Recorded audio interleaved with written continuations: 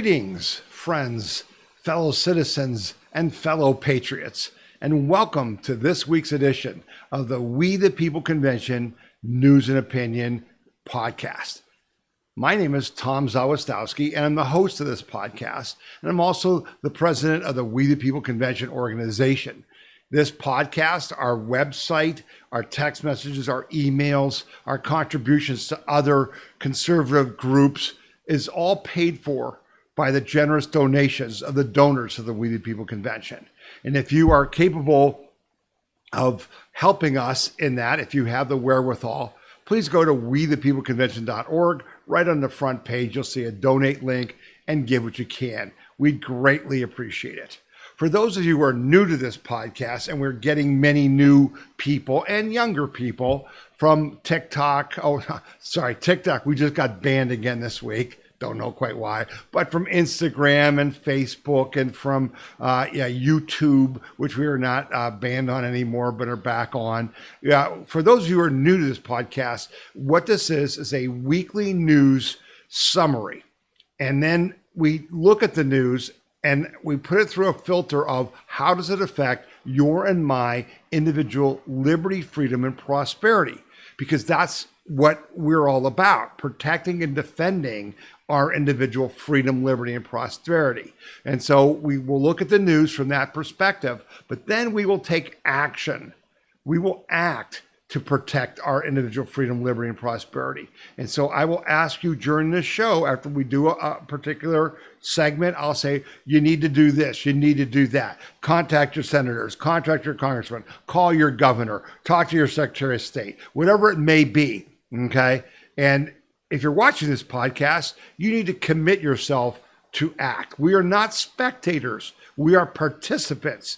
We are actively engaged in the protection of our nation. And to say the least, it's under threat in a big way. And we'll get into that. For those of you who are just tuning in for the first time, we've been talking for a month at least that we are in a hot civil war. People are dying. People are being beaten. We are under attack by the communist-funded Marxist left that wants to overthrow our government. That's not hyperbole. That's a fact. We will address that even more this podcast, okay? So welcome to all of you who've decided to join us. We're awful glad to have you with us. We think you'll get a lot out of this podcast, and we hope for sure that you will share it with others. And you know, whether it's the whole thing or particular segments, and we'll tell you how to do that going forward. So the big news of the week is the big news of, you know, the decade or the century or whatever you want to say, is Trump does it again. Unites the world to back plan for eternal peace in the Middle East. And I want to emphasize that word eternal peace, because when Bibi Netanyahu was talking about a ceasefire, Trump said, we're not interested in a ceasefire. This has gone on forever. We want to end the death loop. We want to solve this problem. And what Trump did was when I said united the world, he got all these Arab nations, he got all these different countries to participate in something that will last, that will end this nonsense, because the Middle Eastern nations are realizing this is not good for them. It's not good for anyone to keep wasting money doing the same thing over and over again and getting nowhere. So let me just play this short clip from Trump, and it's what he had to say. Well, it's a great deal for Israel, and it's a great deal for everybody. And you want to get your hostages back, right? You want them back, or do you not want them back? And it's a great deal for Israel. It's a great deal for the entire Arab world, Muslim world, and world. So we're very happy about it. Thank you so much. When do you think the hostages will start being freed? I think very soon. They're in negotiation right now as we speak. They've started the negotiation. It'll last a couple of days. We'll see how it turns out, but I'm hearing it's going very well. So it is going very well. Tens of thousands of Gazans were seen, in this huge line of humanity coming back into Gaza along the Mediterranean Sea. The Israelis have pulled back to the first line that they're supposed to come back to. The hostages are supposed to be released on Monday, or Tuesday because of the time difference. And so there's like 20 that are alive. The rest of them are dead.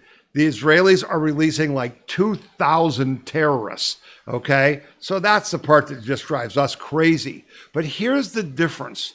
The difference is that Hamas has got to demilitarize. They are not going to run Gaza. There's going to be this international peacekeeping force in Gaza. Tony Blair, the former prime minister of Britain, is talking about heading this organization.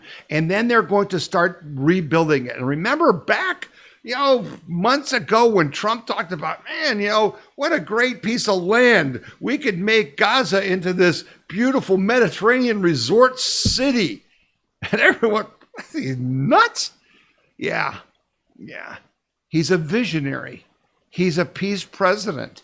He's the guy that can look at the problem and come up with a unique solution. And now these very wealthy, oil-rich Muslim countries are buying into it. Literally, they're going to pay to rebuild this. And with it, there will not be a terrorist organization funded by Iran on the border of Israel. This is big stuff. Big stuff. And the Nobel Peace Prize was going to be given out on Friday, and this happened on Monday and Tuesday. And what did they do? They didn't give it to Donald Trump, which doesn't surprise any of you, right? But here's what's just terrific. Maria Corina Machado dedicates Nobel Prize to Trump for Venezuelan liberation efforts. Venezuelan opposition leader Maria Corina Machado dedicated her 2025 Nobel Peace Prize. And they're saying the Peace Prize given out on Friday was for last year and that Trump would be eligible next year for what he just did. Who knows? It's all political garbage. She dedicated to U.S. President Donald Trump and the people of Venezuela, stating the South American nation needed Trump's support more than ever. Mercado, an outspoken supporter of Trump, has previously called the U.S. president a visionary and the biggest opportunity we've ever had for ending Venezuelan dictator Nicolas Maduro's regime. And this bombing of drug cartel boats and things, the U.S. military presence off Venezuela. Yeah, we'll see what happens to Maduro's regime. After being awarded the prize, Mercado, who remains in hiding in Venezuela, declared that Venezuela's opposition activists continue to chip away at the Maduro regime. We are on the threshold of victory, and today more than ever, we count on President Trump, the people of the United States, the people of Latin America, and democratic nations of the world as the principal allies to achieve freedom and democracy. So there it is. Trump didn't get the Peace Prize from the Nobel Peace Prize Committee, but he did get it from the person they gave it to. So it's awesome. And Trump said, I didn't do this to get a prize. I did this to stop the killing. I did this to save, young people so they can grow up in peace and live a prosperous life and help contribute to the world. Folks, you just, whether you hate Trump or love him, you can't deny he's the president of peace like none other. This is the 8th war that he's ended. And now does this put pressure on Putin and on Ukraine? And particularly because Trump achieved this peace through strength. Okay, we've talked about that. The attack on the nuclear facilities in Iran wasn't lost on the people who didn't want to have peace in the Middle East. And all those protesters in the United States who were about, stop the genocide and Hamas is great. Yeah, well, what has happened now that Hamas has agreed? Yeah, this is brilliant. This is amazing. You are living in amazing times, and that was an awesome achievement this week, and you need to celebrate it. You need to, just say, wait, man, this is awesome. All right. So now we get into the tough part, okay? Dow Jones drops 900 points. S&P 500 declines the most since April after Trump's new China tariff threat. It ain't no threat. It is not a threat. Stocks moved decidedly lower in rapid move on Friday after President Donald Trump threatened higher tariffs on China, accusing the country of becoming very hostile with its restrictions on rare earth metals, a key resource for the tech and defense industries. Stocks accelerated selling headed into the close, and basically, as Trump made a post on Truth Social, he says, I was to meet with President Xi in 2 weeks at APEC in South Korea, but now there seems no reason to do so. One of the policies that we are calculating at this moment is a massive increase on tariffs on Chinese products coming to the United States of America. Trump accused China of holding the globe captive using its rare earth metal resources. Earlier this week, China tightened their control of the market, requiring foreign entities get a license from Beijing to export anything that contains rare earths worth 0.1% more of value for goods. Okay? So China's making a play. Trump ain't having it. Washington. President Donald Trump on Friday said the United States will impose an additional 100% tariff on Chinese goods and export controls on critical software starting on November 1st. Trump accused Beijing of adopting aggressive export controls on nearly all its products, referring to the Chinese regime's recent rule change aimed at restricting shipments of rare earth elements. In a Truth Social post, Trump said that the United States will impose a tariff of 100% on China over and above any tariff they are currently paying. Also on November 1st, we will impose export controls on any and all critical software. He warned that tariffs could be implemented sooner depending on Beijing's reaction to his move. He also said China's new export controls, which would affect all countries, appeared to be a strategy devised by Beijing years ago. It is impossible to believe that China would have taken such an action, but they have, and the rest is history. He also noted that a lot more items could fall under U.S. export controls. We have airplanes, we have airplane parts. They have a lot of Boeing planes and they need parts and lots of things like that. And we may just restrict them. This is a price war, okay? This is Beijing saying, we're going to hurt you, the United States, and the rest of their allies by restricting these metals. But the U.S. has way more things that they control monopolies on that China needs. But this is serious stuff. And this comes after I posted this story on our website and I sent you text messages and emails about this. You need to go to wethepeopleconvention.org and read this story. China is positioned for a preemptive attack on the mainland United States. China is pre-positioned for a preemptive attack on the mainland of the United States. This ain't a game, kids. China intends to rule the world if we don't stop them. And everything from the anti-ICE bullcrap lie riots by Antifa to these other acts that they just did are all part of war with the United States. And President Trump has been preparing for this, and here's why. So let me just give you the highlights from this story. China is actively preparing for war against the United States. The signs are obvious and ominous. During the Biden regime, we saw the first signs of it. The Chinese began a campaign of elite capture in the Western Pacific, quietly buying legislators until they controlled the parliaments of at least 8 nations, and then negotiated defense agreements that, in the case of the Solomon Islands, give China the right to deploy troops there to put down civil unrest. Oh, that's interesting. Part of this was undoubtedly due to Joe being afraid to upset Xi and force him to disclose the videos of Hunter engaging in his favorite activities, drugs and hookers. There were even rumors that Hunter may have had the same problem in China that Robert Menendez was rumored to have had in the Dominican Republic. Basically, the Chinese were buying, go to our website, on the front page, it says the Dems are owned by China, and it will show you how they bought every politician in our country, including Mitch McConnell, to control us so they could invade us. This is not theory, this is fact. As the Biden clique ended its misrule and opened our southern border to unrestricted illegal immigration, unsettling images of video began to appear of bands of unaccompanied military-aged males with a strange uniformity of belongings appearing at the Texas-Mexico border after coming through Panama and Central America. Because if you were a Chinese illegal, you'd certainly want to add a 3,400 mile nature walk onto your trip, right?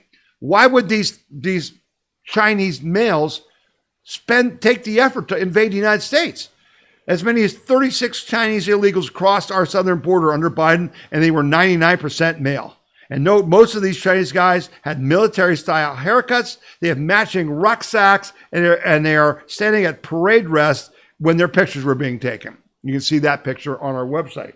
As this was happening, we began to notice that the Chinese entities were acquiring farmland in the heart of America, often in the vicinity of military bases. And in this image from the story, you'll see the military bases and you'll see the Chinese armed farmland. Geez, why would they want that?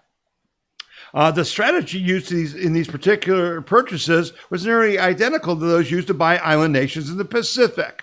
Okay? In the last 2 weeks, I reported a story last week, the discovery of major SIM farms in the New York area. These farms have the capacity to send 30 million text messages every minute, effectively shutting down telecommunications for targeted carriers.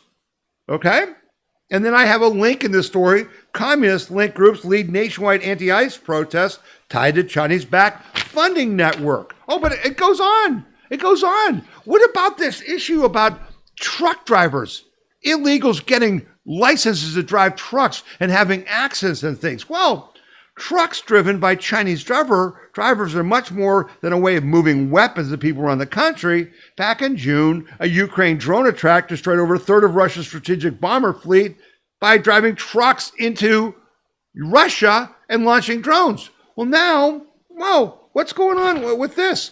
A recent wave of revelations about the incredibly large number of illegal working at truck drivers has gotten little traction. Okay. However, my colleague Becky Noble reported a company that has hired at least 1,000 Chinese illegals as long-haul truck drivers. Okay, you may not have heard of the Chinese American Trucker Organization. It's actually an organization, Chinese American Trucker Organization. They are a nonprofit New York-based trade organization that is purported to have assisted over 1,000 would-be Chinese truck drivers obtain commercial driver's license, and according to business filings, social media posts, and a website, claim to have a 100% passing rate. What are they going to do with these truck drivers? Well, geez, if they put drones in the trucks, and they have the drivers to do what Ukraine did to Russia, they could attack the mainland, okay? It just goes on and on. What China has built is the capability to cripple America on the onset of any conflict by shutting down infrastructure and launching direct action operations against strategic targets from well-equipped clandestine bases inside the United States. That's what they're doing. This is war. Whether you think the anti-ICE stuff is protest by citizens who are against deporting illegals, horse hockey. This is their army that they imported. They paid Joe Biden and the Democrats and all the lefties to help do that, and they did it. They brought in 15 million people to be an army to fight us. And President Trump is going to fight them. And that's why you got to support what Trump's doing in Chicago, in Portland, in Memphis, in Washington. He's prepossessing the troops. I asked you last week to watch the Pete Hegseth address to the military officers on our website. I said it would make you proud, but it also makes you understand what we're preparing for. And then I was thrilled to add this to the discussion. Pete Hegseth makes shocking announcement about enlistment and gives one reason for what we're seeing at the one of these Trump staff meetings. This is what Pete Hegseth had to say. Secretary of War Pete Hegseth made a shocking announcement about enlistments after ridding the U.S. military of its woke invasion. And he credited President Donald Trump's leadership as the main reason. We saw record recruitment in 2025, Mr. President, Hegseth said in front of the press. The first 2 weeks of fiscal 2026, which started October 1st, first 2 weeks, right? The fiscal year ended September 30th. We're now in the new year. He added, in fact, re-enlistments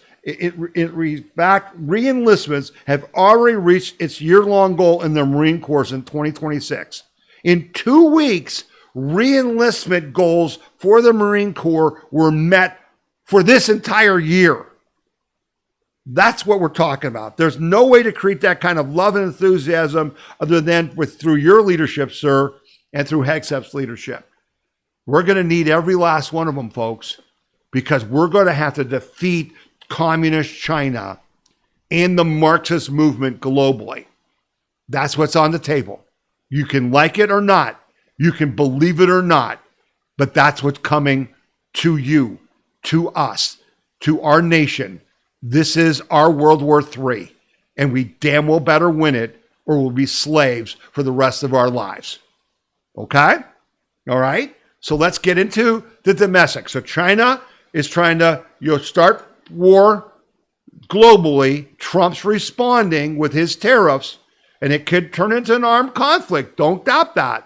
But on the ground here, it's already an armed conflict. All right? It's already an armed conflict. Chicago Mayor Brandon Johnson signs executive order establishing ICE-free zones. Oh, really? You as a mayor have the right to tell the federal government that they cannot use a federal agency to deport illegals from your city? Really? You think so? No, you don't have that right. Chicago Democratic Mayor Brandon Johnson will create ICE-free zones across the sanctuary city as the Trump administration continues immigration sweeps while facing an uptick in violence. The Windy City's mayor said during a news conference on Monday that his latest actions focus on reining in this out-of-control administration. Yeah, reining them in? That's not your job, pal. Your job's to run the city of Chicago, and you're doing a piss-poor job of it. I think his approval rating was like 7% last year, okay? The order establishes ICE-free zones. That means that city property and unwilling private businesses will no longer serve as staging grounds for these raids. That's illegal.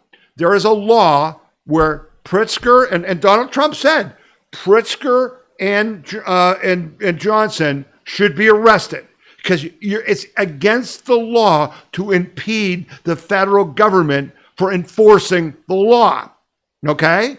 And I think it's going to come to that, and I hope it comes to that.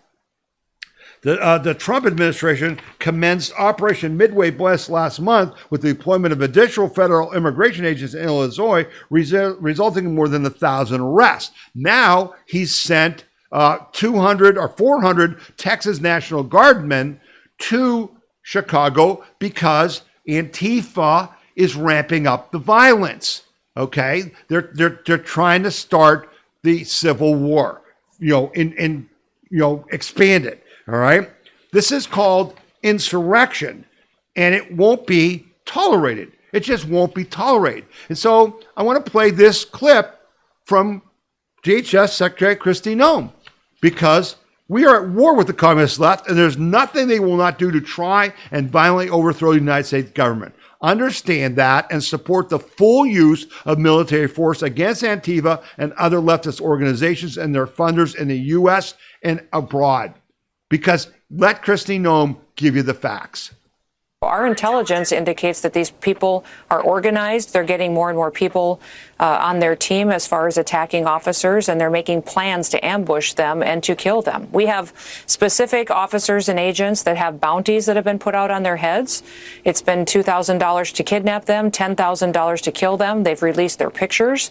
They've sent them between their networks, and it's an extremely dangerous situation and unprecedented. So we've put protective detail around those individuals, changed some of our operations to keep our officers safe. But make no mistake, this isn't just about, protesting free speech or that they don't like that people out here are upholding the law of our country. They're actually going out there and saying, kill these people and we'll give you this much money to do it.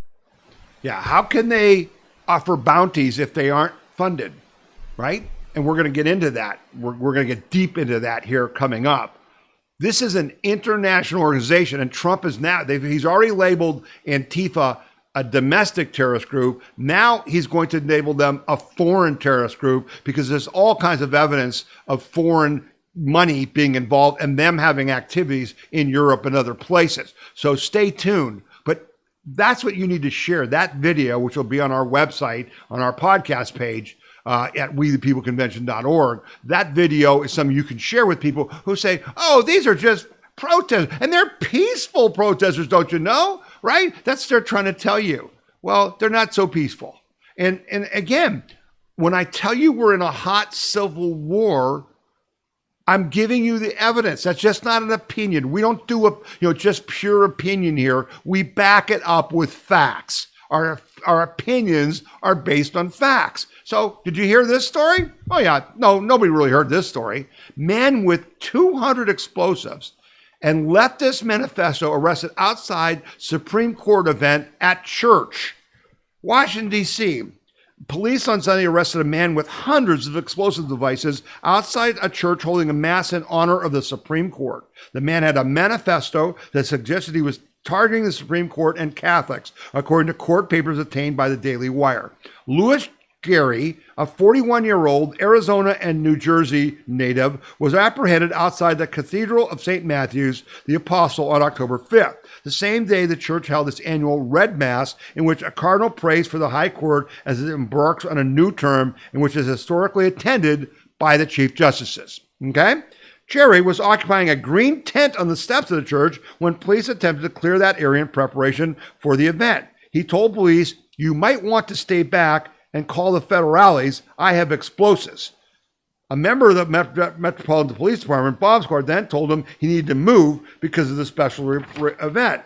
He told the police said they will remove him against his will. He said, "Several of you people are going to die from one of these." With a lighter in one hand, he handed them 9 pieces of paper that amounted to a manifesto entitled "Written Negotiations for the Avoidance of Destruction of Property via Detonation of Explosives." The manifesto reveals a significant animosity toward the Catholic Church, members of the Jewish faith, members of the Supreme Court, and ICE facilities, police wrote, indicating that the incident may be the latest in a string of left-wing domestic terrorism. He then shifted his right thumb over the top of a butane lighter to initiate the lighting action, and said, "You better have these people step away or there's going to be deaths." The police later determined that all 200 of them were real bombs. They could have gone off. Okay? This is in our nation's capital by lefties. Right? You think we're at war? Yeah, we're at war. DOJ charges suspect with sending death threats to Benny Johnson. Many of you know Benny Johnson. You follow him on X. You see him on Charlie Kirk Show and on Real American News. The Department of Justice announced charges on Friday against a man accused of sending a threatening letter to Florida-based conservative media influencer Benny Johnson. George Isabel was arrested Tuesday for allegedly sending a letter to Johnson's home on September 18th, 8 days after the assassination of Turning Point founder Charlie Kirk in Utah. Isabel is charged with mailing threatening communications and could see up to 5 years in prison if convicted. The author of this letter made it very clear that he hated Benny because of his views and he wanted Benny dead, Pam Bondi AG told reporters. Johnson swiftly called her shortly after receiving the letter, sparking a federal investigation, the Attorney General said. Law enforcement traced the letter's origin to San Diego, California, and identified as well as a sender based on fingerprints. Okay? And they arrested him. This is real. This is going on every day. And we have to support President Trump and not believe these, there's equal violence on the right and the left. That's a lie. That's gaslighting you. Anyone who says that to you, you need to say, stop. That's not true. And then show these stories to them because they don't hear any of this intentionally, right? So that's what you have to do. All right.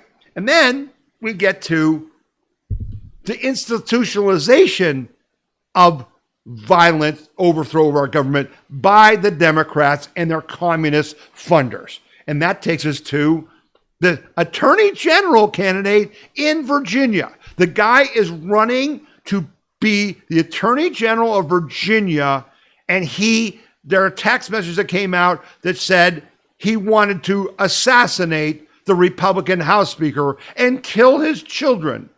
And that if more police were shot and killed, there'd be less arrests. I don't want to read them out loud, said Early Morning Joe. Even Morning Joe isn't standing up for vile J. Jones text messages, right?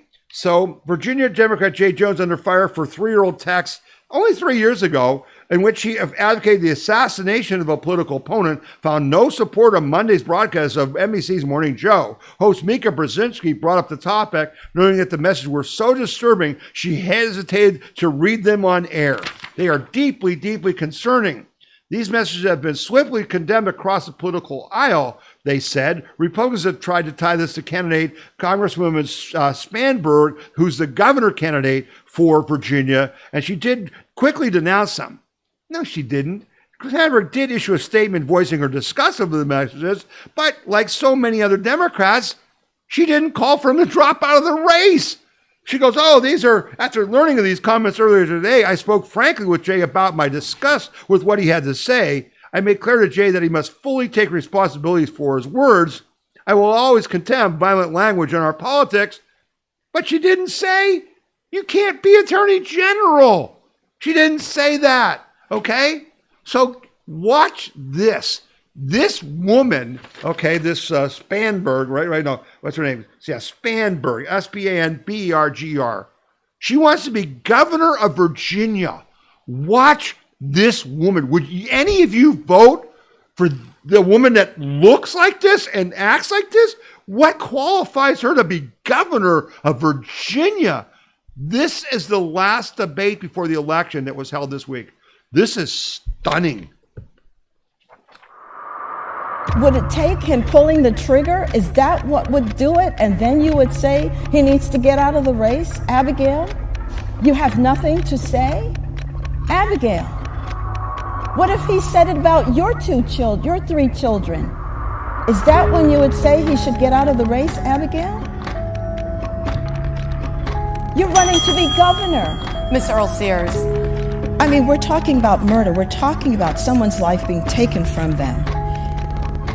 Have you nothing to say about that? Are you not going to address it?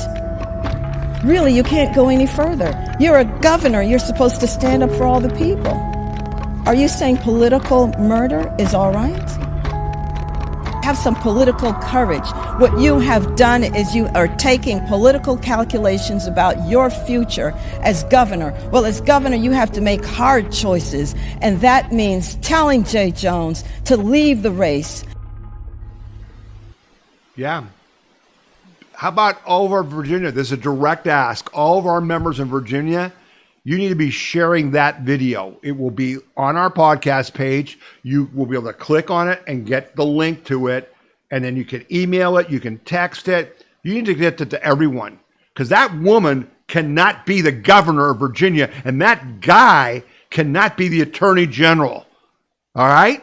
That was Winsome Sears, the lieutenant governor to Youngkin right now, who's a Republican candidate. And this race is now like a dead heat. And after that debate, it should be no freaking contest. But again, with early voting, this Jay guy has already gotten a lot of Democrat votes because they didn't know what a scumbag he was. You need to get people to turn out and vote against the Democrats, not for them. I know a lot of them are government workers, but they also should not be soulless people who defend murder and assassination. If they are, they should be fired. And I think Russ Vought's already working on that. We'll talk about that later. Okay? But that was, you talk about disturbing. I don't know what could be more disturbing than that. Now, that's a commercial that's running on TV by Winston Sears, but that was actually from the debate. That woman stood there in silence and would not condemn the guy running for attorney general who called for the assassination of the Republican president of the House. Wow. Wow. That's just nuts. That's just totally nuts. Okay. So then, on this continued theme of we're in civil war, Antifa, Black Lives Matter, They're all part of the army. The illegals that brought in from the drug cartels, all that. They are part of the army to violently overthrow the U.S. government. We're not the insurrectionists. They are. Calling you MAGA and the people of January 6th insurrectionists was a psyop, was a dodge. It's going to get blown up completely. That will be clear. But you got to understand who we're fighting and why. And I've said to you, Stephen Miller, I played you his videos, Kash Patel. After Charlie Kirk was assassinated, baby, the trigger was flipped. Okay, the switch was flipped. And now they understand. So President Trump held a roundtable meeting with independent journalists at the White House this week to talk about Antifa because the media has been hiding it. And you and I might see these independent journalists on Steve Bannon's show, on Rumble, or on X, okay, and maybe on some other social media platforms. But the left is hiding it. Most Americans have no idea what the heck was going on with Antifa. So I was very happy to see that the White House put out this this video. Let's see, that was kind of like a summary. Now I have posted, this story, okay, is at wethepeopleconvention.org. The entire roundtable video is there for you to see and share with people, because it will fill in the blanks. These people tell you exactly what they've witnessed, exactly what happened to them. And then the White House put together this video as a summary. So watch this. Antifa beats journalists. Antifa attacks our police stations. They attack our courthouses. They dox our law enforcement officers. No more. They are a terrorist group, and we are coming after them. We are here at the White House today to unmask Antifa, to follow the money all the way to the top. If you want to get to the bottom of who is fomenting this chaos and violence in our country, you must follow the money. I was a mainstream reporter in Seattle for 10 years before I quit mainstream media, in part due to its refusal to acknowledge the dangers of Antifa and radical left-wing violence. Part of the problem that we have is that a lot of people refuse to believe that Antifa is real. It is just a made-up thing, but I have seen them. They are real, they are dangerous, and they are violent. They are an organized, systemic, international criminal enterprise. And what the FBI is going to do is trace the money, follow the funds, and find every single person that was involved in funding the riots and the violent acts of criminality that they are perpetrating on our street. I've watched Antifa brutally beat, harass, and threaten Americans in the street, but all of that ends with the Trump administration. I was brutally attacked and almost killed by Antifa in the streets of Seattle. All of my colleagues have been attacked. I can't think of a single one who hasn't. Violence against journalists and police officers in our streets can't stand. Just days ago, I was in the Portland jailhouse, and now I'm in the White House. This administration is built different, and Antifa's days are numbered. And I want to thank President Donald Trump for designating Antifa a terrorist organization, and I'm looking forward to the FBI and the DOJ hunting down these people like the terrorists that they are. All I gotta say, it's a bad day to be Antifa. And Antifa's days of using violence and intimidation against their political opposition are over. And I've continued to report on them over the years, despite the threats of violence and actual violence that's happened, because I owe a thank you to this country, the United States, for settling my parents who were victims of communism in Vietnam. 1 month ago, Charlie Kirk was murdered by a violent leftist. We all saw it, and we all saw thousands of leftists celebrate it. Antifa symbols were found on the bullet casings of the gun used to shoot and kill my friend. We won't take it anymore. President Trump is not going to stand for it. And I'm so grateful that we have a leader in the White House that understands how we need to fight these sophisticated networks and how we need to take these terrorists out. I've been attacked by Antifa, doxxed by Antifa, harassed by Antifa, but we're not standing down. We're now coming for you. Okay, now you're going to be able to share that video with everyone, because Antifa was the army that Barack Obama and the commies put together. They have acted with impunity. Okay? In Portland, there was one of the guys that was in that video was Nick Sorter. He was arrested by the Portland police after Antifa assaulted him, and he defended himself, and they wanted to charge him with causing the altercation by filming. They ended up not pressing charges, but now Pam Bondi and Harmeet Dillon are going into the Portland Police Department, and they're probably going to take it over because it has been taken over by Antifa. The mayor of Portland, the governor of Oregon are part of this criminal conspiracy. This is real. But you know what? For the last 20 years, when the Tea Party was getting beat up by these people and attacked by them, no one would protect us because they were the government Gestapo. They were the government Gestapo. And now Trump understands that. He didn't understand in 2016. He does now. And they're acting. And man, it's none too soon. So, of course, part of this whole movement was to weaponize. And they talked at this thing about how the funding goes and how they have, they're an organization because they've got all kinds of things. They got, or a structure. And their funding. And part of it was putting judges in place to cover for them. And so they're trying to stop Trump from putting troops in Oregon. But a court just ruled that he can use the National Guard. And then in Chicago, a judge ruled, Trump can't do this in Chicago. Horse hockey. He said this week, Trump says he may invoke the Insurrection Act in Portland if necessary. All right, so let's investigate that so you understand it better. President Donald Trump on October 6th said he may consider invoking the Insurrection Act in Portland, Oregon, if necessary. So far, it hasn't been necessary. We have an Insurrection Act for a reason, he told reporters in the Oval Office. If I had to enact it, I'd do that. If people were being killed and courts were holding us up, or governors and mayors were holding us up, which they are, sure, I'd do that. I mean, I want to make sure that people aren't killed. We have to make sure that our cities are safe.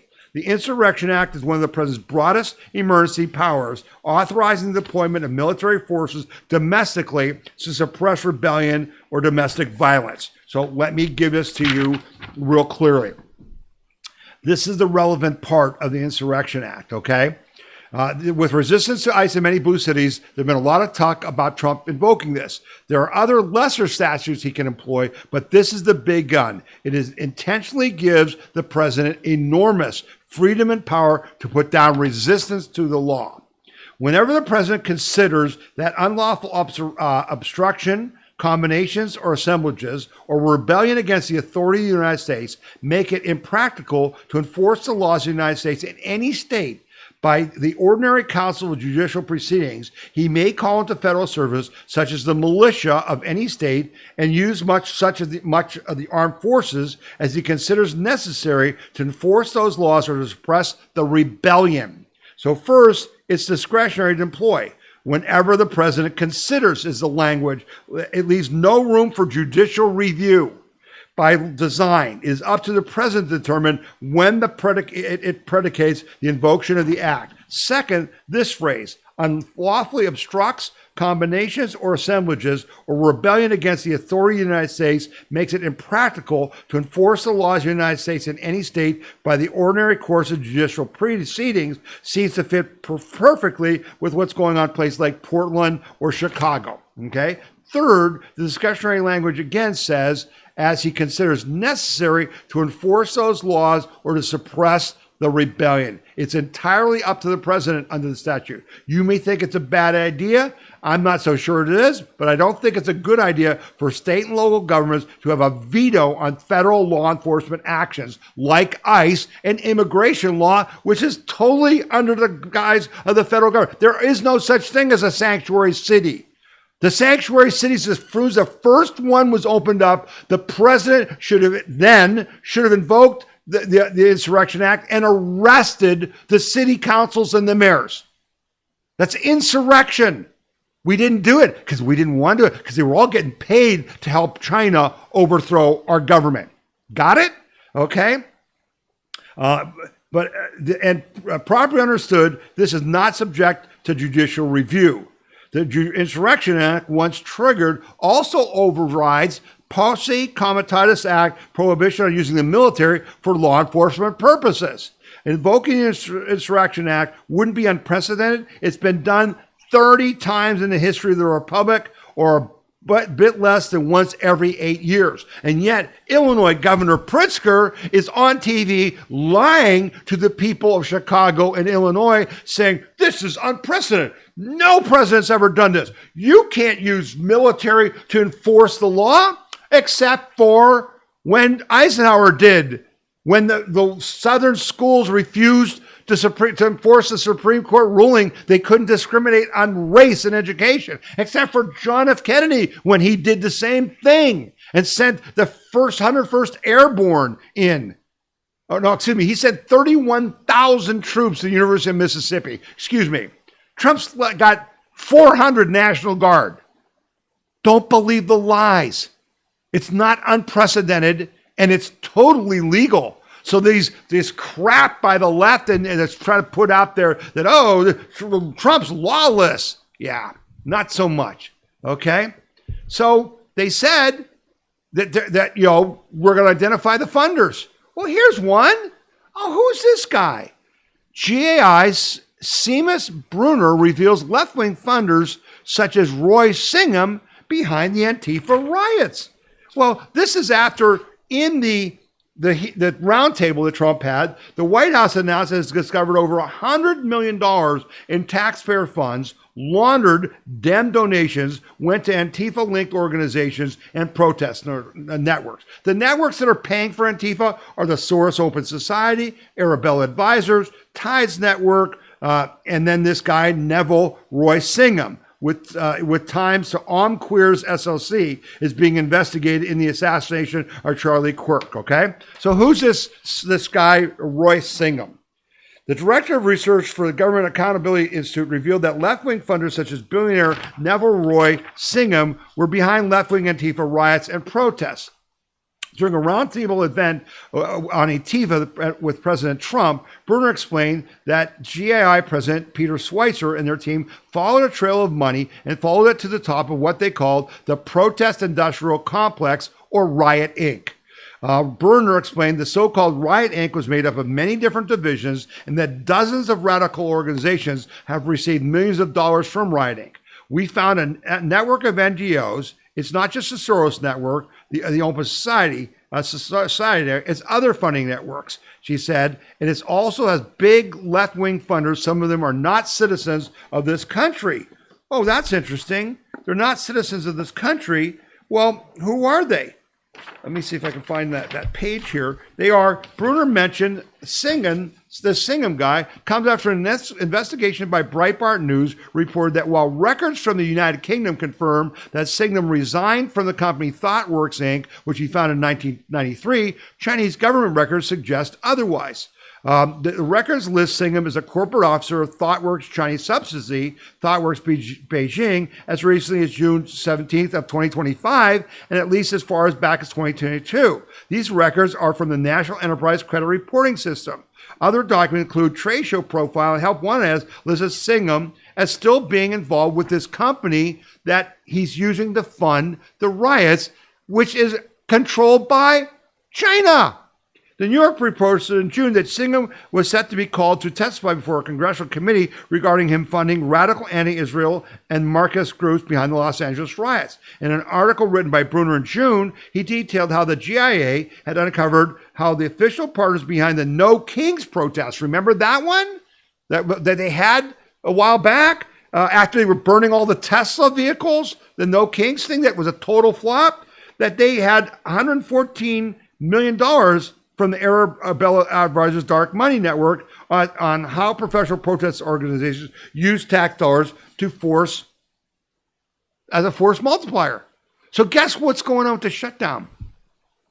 This Singham guy, who's from England, works with the Chinese. That's why Antifa is an international terrorist organization. They're going to keep the government shut down until when? October 18th. Why is that? Oh, it just came out this week that they're going to have paid for national protests / riots in cities all over the United States, including Washington, on December 18th. And this guy, Singham, is helping to pay for that. And that's what we're trying to get ahead of. So when they're saying, oh, the Republicans, you are hurting people by shutting down the government and all that stuff, no. It's the left trying to overthrow the U.S. government by creating chaos and shutting down the government in the hopes of stopping Trump from hurting them. Okay? So this video that I'm going to play for you next came out this week, and that will help explain a lot of things to your little lefty friends, okay? Young and old alike. The Babylon Bee, if you don't follow, it's a satire site. And they were banned from X until Musk bought X and Twitter because they were effective. You want to expose the left for what they are? Because remember, Trump's a Nazi. You're a fascist. You are a fascist. They told you so. You're going to love this, baby. Turn up the volume. You're going to love it.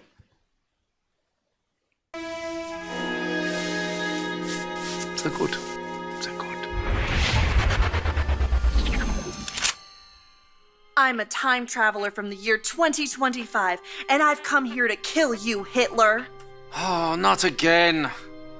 I'm never gonna have enough time to finish these paintings with all of these time travelers trying to kill me. Well, I'm going to succeed. Before you pull the trigger, can I just ask why? Why do all of you people want to kill me? Isn't it obvious? I'm a progressive, a liberal, a fighter for social justice. And you are a fascist who implemented a reign of terror.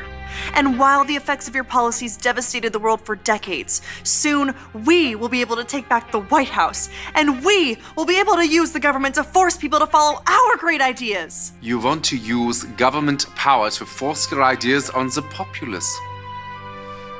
Me too! That's fantastic! What? No. Ugh. You and I have nothing in common. What I'm saying is there are people in our time with dangerous ideas, and we need to silence them. Silencing those who disagree with you. I do that too! Oh, wunderbar! Oh, the Nazi movement will not die with me. Don't give me that! I'm enlightened, and you're as bad as... well, as Hitler. Listen, what I'm trying to say is we are very close to implementing a utopia, as long as we can get rid of some certain undesirable people groups. Yes, like the Jews. Yes, like the Jews. Oh. So, in the future, you also do not like the Jews?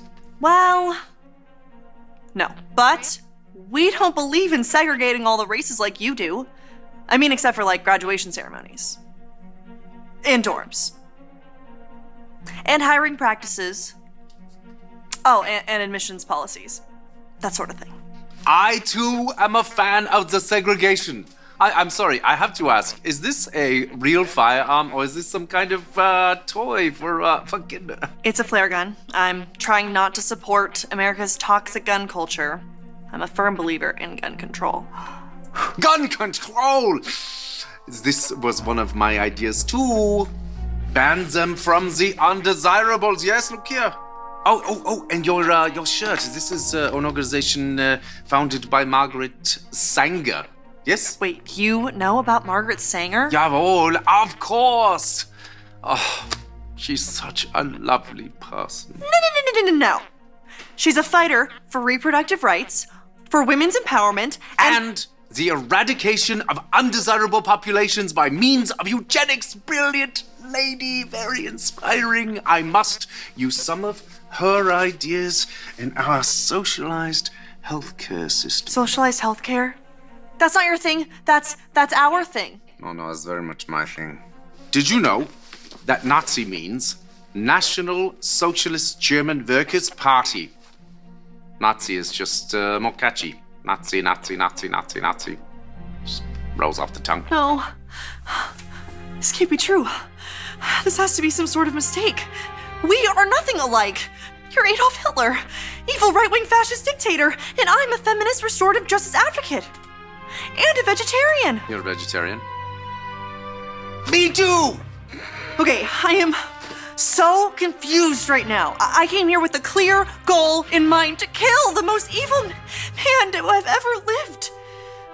Besides Ronald Reagan. But now that I'm meeting you in person, you're not at all what I thought you were.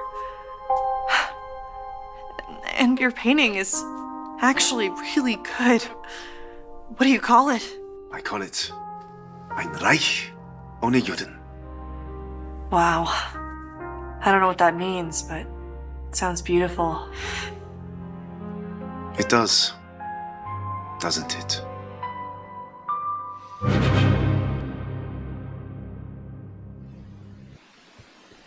How'd you like that? How's that explain? Who's a Nazi? Yeah. Who's the fascist? Yeah. Don't buy the lies. We give you the tools. We give you the tools to open the eyes of people who've been blinded by the propaganda and the gaslighting. Okay? So I'm going to wrap up the first half of the show with a couple things about who are the Nazis? Who are the dictators? Who are the tyrants? Right? How about this? Hearing proves Dems are the real Gestapo and totalitarian dictators. As you know, they had a hearing, unfortunately, on the day of the shutdown started. They had this hearing about Quiet Skies. Quiet Skies was this TSA surveillance thing that Obama put in place in 2012 to purportedly to track dangerous individuals traveling by air. The idea was to have federal agents, including air marshals, following certain U.S. citizens during their travels, monitoring their behavior for signs of potential threats. But what happened next? They weaponized it. They went after U.S. citizens for not for terrorist reasons, for political reasons. According to Department of Homeland Security Secretary Christine Noem, the Quiet Skies program was not only ineffective, it failed to stop a single terrorist attack in over a decade, but it's also weaponized against political opponents. Notably, former Congresswoman Tulsi Gabbard was added to a terror watch list a day after she criticized then Vice President Kamala Harris. Hundreds of Americans, including those who merely attended a January 6th rally, regardless of whether they entered the Capitol or not, found themselves under surveillance, subject to additional screens, and even followed by air marshals. The financial cost of the Quiet Skies program is staggering. Almost $200 million per year. Per year! Since 2012! That's billions of dollars.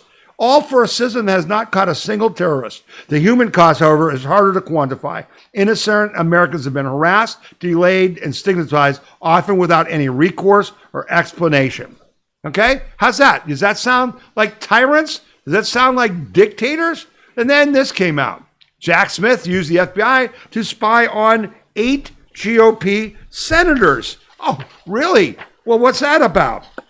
The federal FBI Justice Department Special Counsel and unconsciously appointed Biden attack dog, Jack Smith. He was unconstitutionally appointed because they didn't go through the right procedures when they appointed him. We called that out. They just ignored it because they're the dictators and the tyrants. They're the ones who don't follow the law. Let's see. Jack Smith tracked the private communications of multiple Republican senators according to a shocking new allegation. Smith, whom U.S. District Judge Annalene Cannon ruled was unconstitutionally appointed to go after then-President candidate Donald Trump, has a myriad of scandals in his past, including accusations of witness payoffs and illegal wiretaps from Representative Rick Renzi. But this new scandal shows that the scope of Smith's sketchy activities under Biden administration was much larger than previously realized. Senator Chuck Grassley, Republican from Iowa, posted a partially redacted document on X Monday showing, he said, that the Biden FBI spied on Republican senators in an initiative weaponized by Smith. The Republican senators targeted by Smith and the FBI were Josh Hawley of Missouri, Lindsey Graham of South Carolina, Dan Sullivan of Alaska, Marsha Blackburn of Tennessee, Ron Johnson of Wisconsin, Cynthia Loomis of Wyoming, Bill Hagerty of Tennessee, Tommy Tuberville of Alabama, and GOP Rep. Mike Kelly of Pennsylvania. The document is titled Arctic Frost, Election Matters, Sensitive Investigation Matters. They spied on sitting U.S. citizens, U.S. senators. there was no predicate for them to spy on them other than they wanted to see who was calling them and talking to them on January 6th. Totally illegal. How's that for tyranny? And then let's just wrap it up with this little nugget. Okay, this is a great one. Biden blocked CIA report on Hunter's Ukraine ties in 2016. Oh yeah, this will be a shock to all of you, right? That newly declassified intelligence documents revealed that then Vice President Joe Biden's office took extraordinary steps in February 2016 to prevent the Central Intelligence Agency from distributing a report detailing the reactions of senior Ukrainian officials to his son Hunter Biden's business dealings. According to the documents, Biden's national security advisor made a direct request to the intelligence community to withhold the report from other U.S. policy makers. Who would that be? Oh, see, February 2016. Yeah, that would be Trump's team when they're coming in and stuff like that. The report compiled after Biden's December 15th visit to Kiev described how Ukrainian government leaders were frustrated by Biden's lack of substantive discussions with then-President Poroshenko and expressed concerns over U.S. media scrutiny of Hunter Biden's role on the board of a Ukraine energy company, Burisma. CIA officials asserted that the intelligence report met the threshold for distribution to U.S. officials, meaning members of Congress, okay, and that political intervention of this nature was highly atypical. Yeah. Who's the tyrant? Who's the dictator? Who's the fascist? They are. You can use that Babylon Bee video to prove it. You can use those stories to prove it. But do not accept anything else because it's not true. We are for rule of law.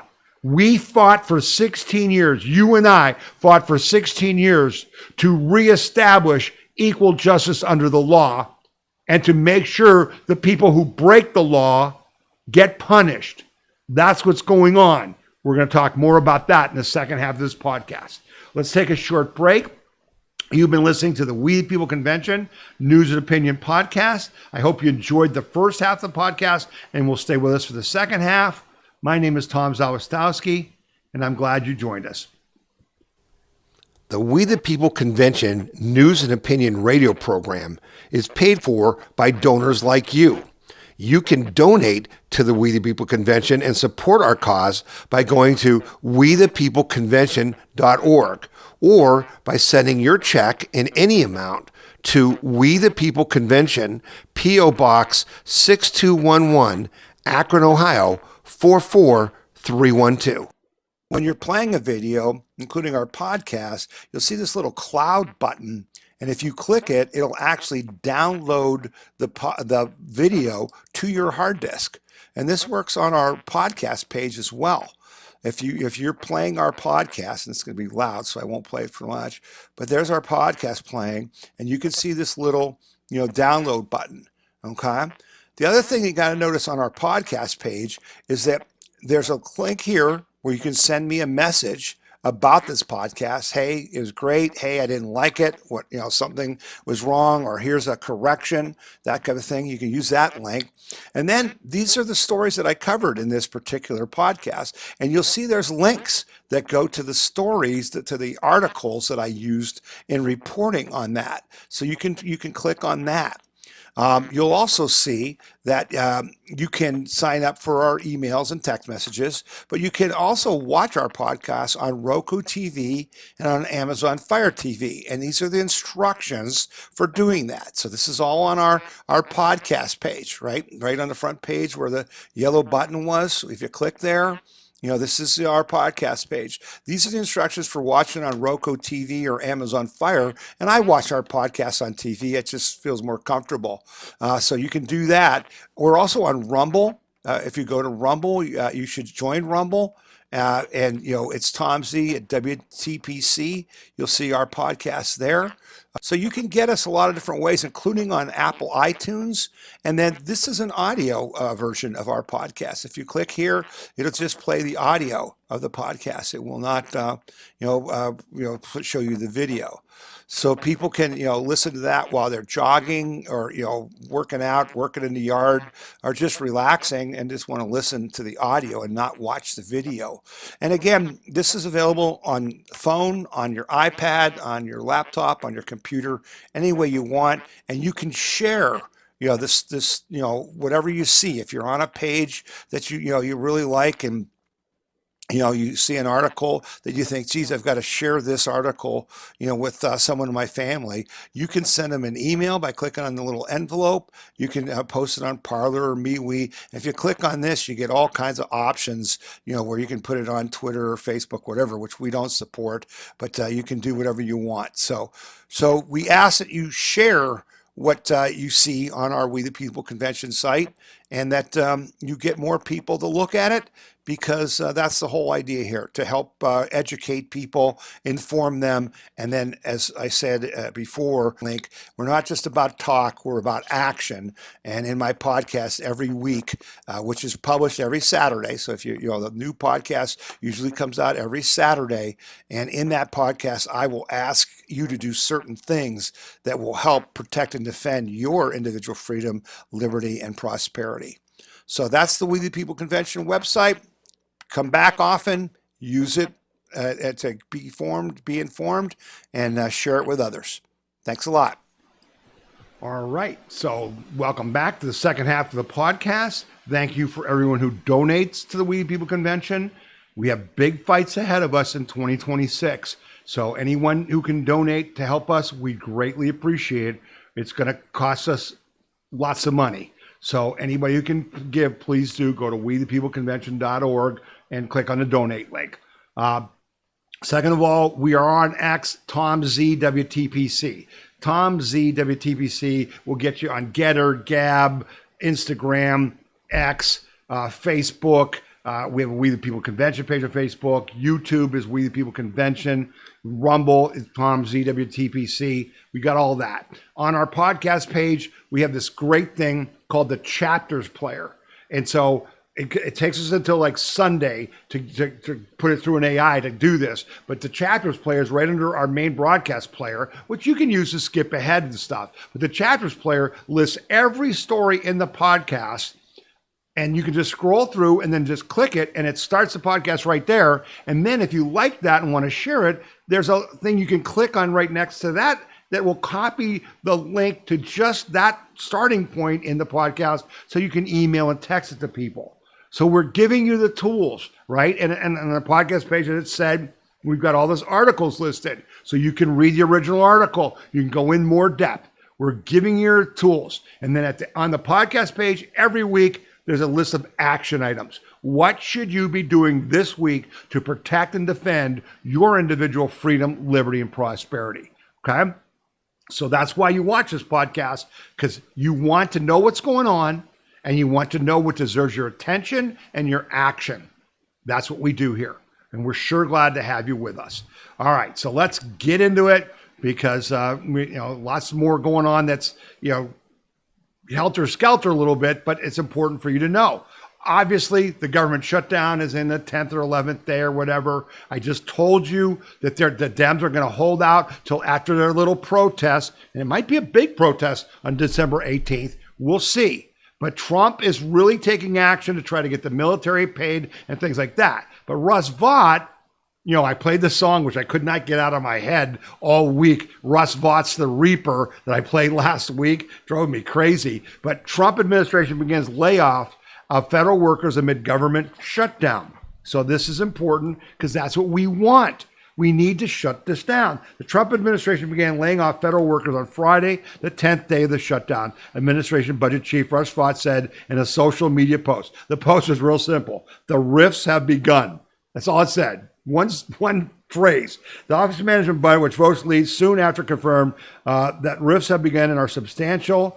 The announcement comes 4 days after the National Economic Council Director Kevin Hassett warned in a CNBC interview that President Donald Trump could start taking sharp measures if the shutdown continued due to the lack of stopgap funding and a deal approved by Congress. Any government worker who loses their job will have Democrats to blame for their layoff, he said. While many federal workers have been furloughed because of the shutdown, it's not normal practice in shutdowns to permanently lay off government employees, but that's what Trump and Vought intend to do. So that caused lying Chucky Schumer, the architect of the Schumer shutdown, okay? He posted this. Senate Minority Leader Chuck Schumer, a New York Democrat, said Russell Vought just fired thousands of Americans with a tweet. Let's be blunt. Nobody's forcing Trump and Vought to do this, Schumer said. They don't have to. They want to. They're callous, choosing to hurt people. They're callously choosing to hurt people. The workers who get this, who protect our country, inspect our food, respond when disasters strike. This is deliberate chaos. Here's what's worse. Republicans would rather see thousands of Americans lose their jobs than sit down and negotiate with Democrats to reopen the government. There are so many freaking lies in that statement, it's beyond belief. Let me just put my response on X to him. I said, Chuck, 75 million Americans voted for this. These, quote, workers don't work and are, by your definition, non-essential. Fire them all. I think I speak for all of you when I said that. But let's just take this apart. They are callously choosing to hurt people. The workers who protect our country. You mean the ones who undermined our government? The ones who work for these NGOs and siphon money to all their Democrat and communist friends? Those people who didn't work to protect our country, to inspect our food. You mean the ones who are let the Chinese take over our beef industry and beef processing and stuff like that? They respond when disaster strikes. Oh, you mean in like North Carolina after the hurricane, or in Florida when they said don't help the people with Trump signs? Right, Chuck? No. We want them all fired. All right? And the Republicans would rather see thousands of Americans lose their jobs than sit down and go negotiate with Democrats to reopen the government. No, that's not what you want. You want to have the Republicans spend $1.5 trillion more of money we don't have to fund your illegal immigrants that you brought into the country. Because here's the jig, kids. Here's what's going on.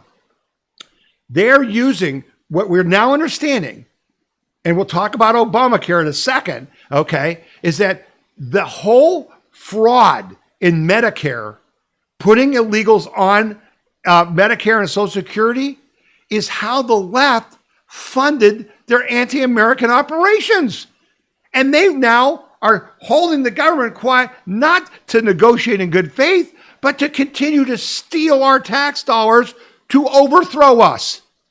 It's insane. Now, let me give you an example of what Vought and these guys are saying and doing. A spokesman for Health and Human Services in a statement to CNBC said, HHS employees across multiple divisions have received reduction in force, RIF notices, as a direct consequences of the Democrat-led government shutdown. So that means you're fired. You're not laid off, you're fired. HHS under the Biden administration became a bloated bureaucracy, growing its budget. Now get this, in 4 years, their budget went up 38% and their employees went up 17%. That's what we're fighting. All HHS employees received redoors. All receiving reduced in function and forced notices were designated non-essential by their respective decisions. HHS continues to close wasteful and duplicative entities, including those that are at odds with the Trump administration's Make America Healthy Again agenda. You see what's going on? These aren't essential people by their own definition. As I said, Chucky, you said they're not essential. Why is anyone who's not essential have a job? We voted for this. Yes, go Russ Vought, be the reaper, go after them. And then this was really good news because, it seems like the Senate and the House are right in sync with Trump. They understand the stakes and they're acting. Senate Republicans just confirmed more than 100 Trump nominees despite the Schumer shutdown. The Schumer shutdown is not stopping the confirmation of Trump nominees. This has got to be driving Democrats completely crazy. Not only are they losing the optics battle during the shutdown, they're not stopping Trump's agenda moving forward. Fox News reports that the Senate Republicans confirmed a staggering tranche of President Donald Trump's nominees on Tuesday as the government shutdown continues. Now, remember, I reported last week that they had approved 40. And I said, that's not enough. You got to do more. Lawmakers voted along party lines to confirm a batch of 107 of Trump's nominees, a move that whittled down the remaining pending nominees on the Senate's calendar to double digits. Okay? It also came as the upper chamber was deadlocked in the midst of a government shutdown, during which floor votes have largely been dedicated to trying to reopen the government. The slate of confirmed nominees included many Trump's top allies and former candidates that he had handpicked to run in previous elections. Other posts confirmed include a wave of senior administration officials. By the numbers, this is what John Barrasso, Representative Republican from Wyoming, said. He put together a little chart. By the numbers, Barrasso compared the nominee confirmation numbers for the past few administrations in a presentation slide obtained by Axios, okay? So Axios got this slide. The total number of Trump 2.0 confirmations is now at 298 after Tuesday's vote. That's more than the 201 nominees confirmed at this point under former President Biden and 183 confirmations at this point in Trump's first term. Hear, hear, your calls, our calls to our senators that said, get these people confirmed. Because why? The more confirmed nominees for Trump means the more of his agenda that's going to get implemented, because they're going to run the agencies after we cut the employees that are non-essential. Huge. So, a direct ask. Send a note to your senator. Say, great job. Keep it up. Because there's more. There's more. And the more we get, the better off we're going to be. Great news. Great news. This story, some of you probably picked up, but it's just so great to report.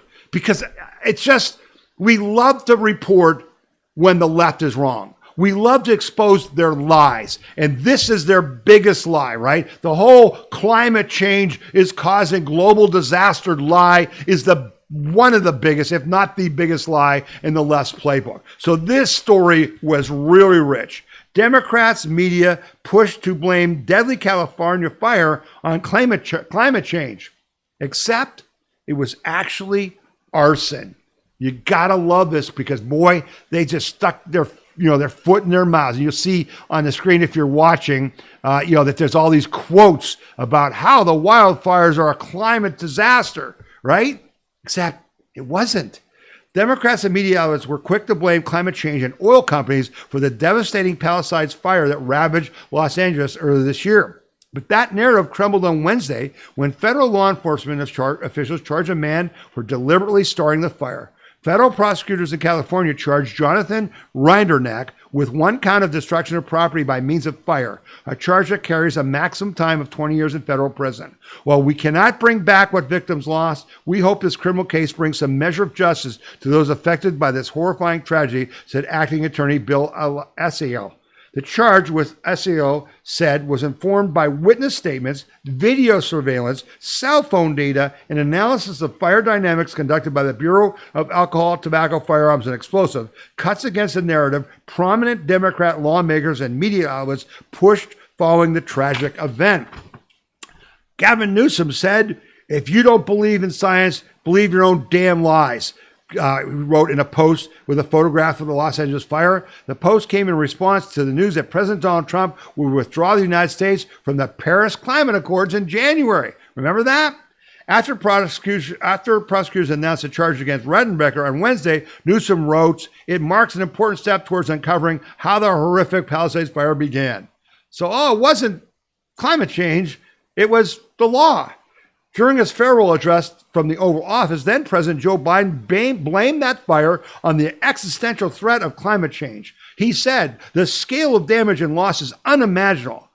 Senator Bernie Sanders wrote on X amid the fire, climate change is real, not a hoax. Donald Trump must treat this like an existential crisis that it is. Except it's not. It's not. It never was. There is no threat to mankind because of climate change that we can't mitigate through very inexpensive efforts, okay? It was a way to cripple capitalism. That's all it was. It was a communist Chinese plot to destroy the West. Why? Because energy, meaning fossil fuels, cheap energy, is the key to capitalism and growth. cheap energy, fossil fuels, has raised like 3 or 4 billion people out of poverty in the world in the last 20 years. And they wanted to kill it. They wanted those people in poverty. Here's a few more just to keep it going. These stories had headlines like the Guardian's headline, "The Los Angeles wildfires are a climate disaster compounded." The Los Angeles Times said, "How climate change worsened the most destructive wildfires in LA history." And NBC News said, "How weather driven by climate helped fuel the Southern California fires." David Axelrod, the longtime Democratic strategist and CNN commentator, shared an Associated Press story titled, "It's Not Really the Typical Time for Nasty California Fires. What Changed That?" He said, "Consider the fact that Trump has called climate change a hoax and plans to scrap her effort is to slow its progress," he wrote. Their whole narrative got blown to hell by law, by looking at the cell phone data. The guy was, they got the cell phone data. He was the only person around where the fire started. He actually drove back to watch the fire. He loved it. He wanted to see people die. Yeah, he's a lefty from Florida. Share that story with those who think that climate change is the reason for these fires. Trump signs executive order reopening Ambler Road project in Alaska after Biden killed the project. This ties into the whole China effort to use rare earth minerals, which we should have never, ever allowed. And they paid off U.S. congressmen and senators and government employees to stop us from preventing them to corner the markets on rare earth. Any fool in the military intelligence area would have known that China getting 90% of the lithium market was a bad idea for the United States. But they still did it because they got bribed and they took the bribes. Well, and Biden was the chief briber, in chief. President Trump on Monday signed an executive order approving the Ambler Road project in Alaska, a 211-mile access road that will give mining companies the ability to access leased land for mineral development. We're making Alaska greater, bigger, and more powerful and job producing. It's an economic gold mine. This will revoke the Biden-era prohibition on Trump's previously approved development. Okay, as the Gateway pundit reported, Biden halted the Trump administration's Ambler Road plans last April and banned oil and gas drilling in nearly half of Alaska's petroleum reserves. The reserve is 23 million acres of public land for a national emergency oil supply originally intended for the Navy and created in the early 1920s. So Trump has reversed that. That's going to be, again, where we get some rare earth minerals. We really like that. Then, you and I, what do we want? Equal justice under the law, right? That's what we want. A nation ruled by law, not by men. So former FBI Director James Comey pleads not guilty to federal charges as he was arraigned. And as I said to you, I think he should have been perp-rocked. I think what they did to Roger Stone and Peter Navarro and Steve Bannon, they should have gotten back, particularly James Comey, particularly that pompous ass, all right? They didn't do that. Maybe that's because Kash Patel and Pam Bondi are better people than me. I don't know. But I think he deserved it. former FBI Director James Comey is pleading not guilty after being indicted on one count of making false statements and one count of obstructing justice. The charges stem from Comey's testimony to the Senate Judiciary Committee in 2020, where questions surrounding his role leading to the FBI and the investigation into Trump's 2016 campaign and Russia hoax took center stage. Let's see. After the indictment was publicized, Attorney General Pam Bondi said in a statement, quote, "No one is above the law." And we'll be talking about that a lot. Today's indictment reflects the Department of Justice commitment to holding those who abuse positions of power accountable for misleading the American people. She said, adding, "We will follow the facts in this case." Following the indictment, President Donald Trump said he hopes others who weaponize the Justice Department are indicted as well, in addition to Comey. So, of course, the left is saying, this is just Trump taking revenge. This is Trump taking revenge. And so the next thing that happened, right? The next thing that happened was Letitia James. The New York Attorney General was indicted by a grand jury on federal bank fraud charges. Okay? New York State Attorney General Letitia James was indicted Thursday by a federal grand jury in Virginia on charges of bank fraud and making false claims for a financial institution that netted her nearly $19,000 in savings on a loan for a second home, according to the Department of Justice. The indictment was handed down in the Eastern District of Virginia, where former FBI Director James Comey was indicted on September 25th on charges of lying to Congress and obstructing justice. That's also where they're going to charge Adam Schiff for mortgage fraud as well. That's coming. No one is above the law. The charges are, as alleged in this case, represent intentional criminal acts and tremendous breaches of public trust, U.S. Attorney Lindsay Halligan said in a statement. The fact and the law in this case are clear, and we will continue following them to ensure that justice is served. James responded in a statement, "This is nothing more than a continuation of President Trump's desperate weaponization of our justice system." He is forcing federal law enforcement agencies to do his bidding, all because I did my job as state attorney general. No, you didn't. You didn't do your job as state attorney general. You broke the law. You're a scumbag. You don't believe in the law. You just believe in political retribution, and now you're claiming that that's what's happening to you, but it's not. If convicted on both counts, James faces up to 60 years in prison and a fine of up to $2 million. James, 66, bought the 3-bedroom, 1-bath Norfolk, Virginia home in August of 2020 for roughly $137,000, most of which was financed with a $110,000 loan that prohibited it from being used as a rental investment property, prosecutors alleged. That allowed her to obtain favorable loan terms not available for investment properties. They also noted in the 5-page filing, saving her approximately $19,000 over the life of the loan. When a Post reporter visited the Norfolk home in April, neighbors there said they'd never seen James at the property. Meanwhile, now get this, her income tax form designated the home as a rental that brought in thousands of dollars in additional income. All right? She's caught cold. She lied. Now again, and you guys got to see on X this insanely stupid statement by this CNN person claiming everyone cheats on their mortgage loans. We all do this. This is crazy to prosecute her. Say what? And no one else gets prosecuted. Yeah, except then I heard that there's 46,000 other cases of this being charged. Okay? It's insane. But the best part is the irony of James, who, here's her statement about Donald Trump. Listen to this. You'll love this. Lady Jane posted this referring to Donald Trump. Turns out she was actually the one committing bank fraud, not President Trump. Just incredible. When powerful people cheat to get better loans, okay, it comes at the expense of hardworking people, Letitia James said. Everyday Americans cannot lie to a bank to get a mortgage, and if they did, our government would throw the book at them. But throwing the book at her, that's not okay. There simply cannot be different rules for different people, Letitia James said about Donald Trump in justifying her illegitimate, illegal, made up attacks on Donald Trump. I just read you the evidence. It's not made up. What they got her on, and she's going to get, and Trump didn't do this, and his agency did it. How did it pass a grand jury, dear?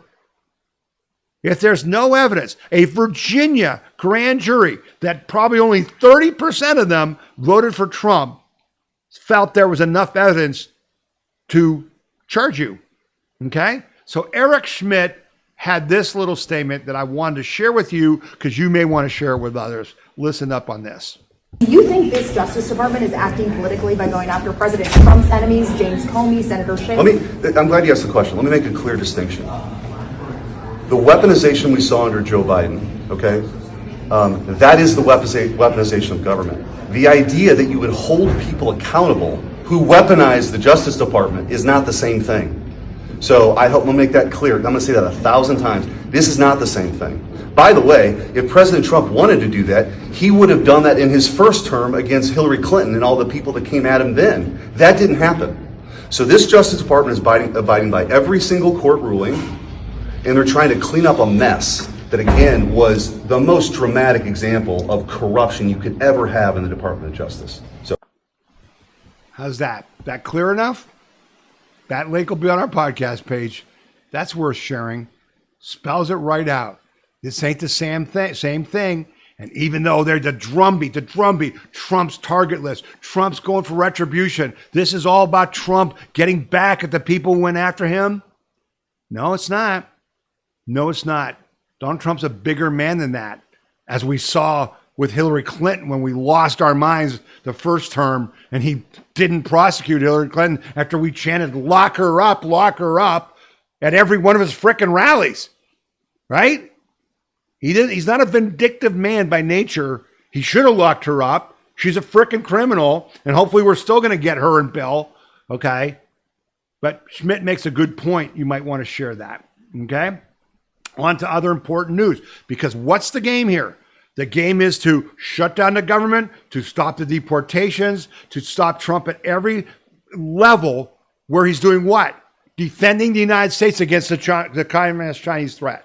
That's what they're doing, okay? So what happens here? Fetterman breaks ranks as Senate kills bid to stop Trump's Caribbean airstrikes. So as you know, fentanyl and drugs are killing hundreds of thousands of American kids every year. Hundreds of thousands, have for decades. No one did anything. No damn Democrat did anything to help stop that. They liked that. Because what? Because Communist China was paying them to help them defeat us. And how best to defeat you than, hey, if you have a war and you got like 400,000 or 500,000 less military-age young American men, they can't be in the army to fight us. See how that works? So what did they do? This is insane. Senate Republicans joined one high-profile Democrat on Wednesday to block a war powers resolution that sought to stop President Donald Trump from continuing airstrikes on suspected drug smuggling boats in the Caribbean. The measure failed 51 to 48 after 51-48, with Pennsylvania Democrat Senator John Fetterman breaking ranks to vote against it, where Republican Senators Rand Paul of Kentucky and Lisa Murkowski of Alaska side with Democrats. The legislation spirited by Democratic Senators Adam Schiff and Tim Kaine, two of the biggest commie sympathizers there are. Two traitors who I hope get brought up on treason charges, okay, would have required congressional authorization before U.S. military could engage in hostilities with non-state drug trafficking organizations, including those that the Trump administration has labeled foreign terrorist organizations. The White House has already conducted 4 strikes on vessels near Venezuela since September, okay? That was great that was defeated. It's disgusting that they would try to stop, because this is all part of the same global war, okay? And guess what? I saw a poll, 56% of Democrats think it's okay to bomb the drug boats, okay? But they don't care about that because they're being paid by China to overthrow our government and not stop China from killing our kids. That's what's going on.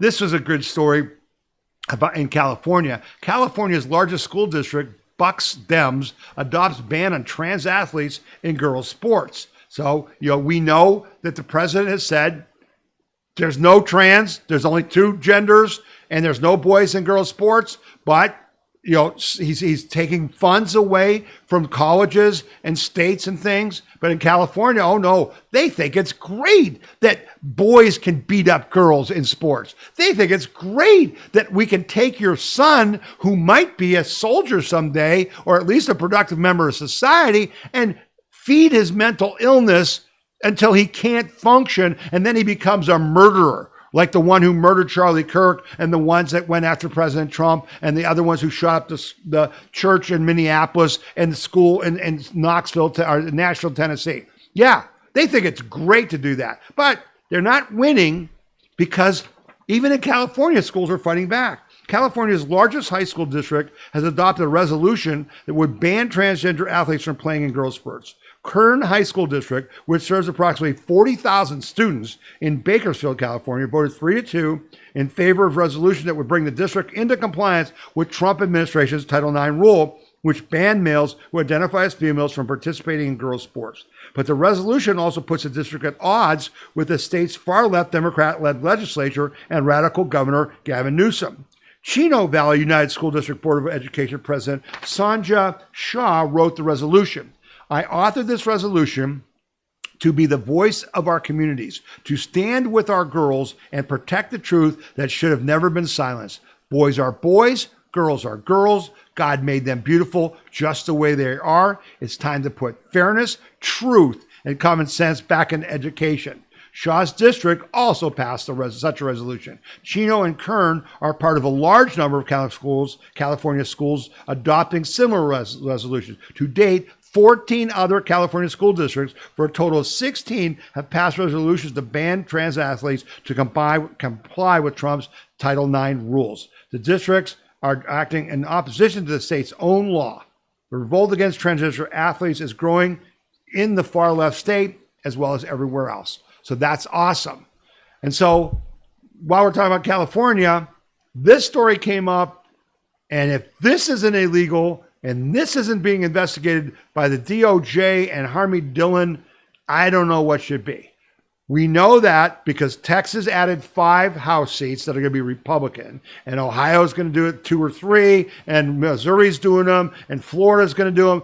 Well, Gavin Newsom said, we're going to fight you back. We're going to put this thing on the ballot in November to redistrict California before next year's election and get these seats back. Okay? And we said we're going to fight that, but they're going to cheat. Watch this, kids. This is a new one for me. This is interesting. Open the flap.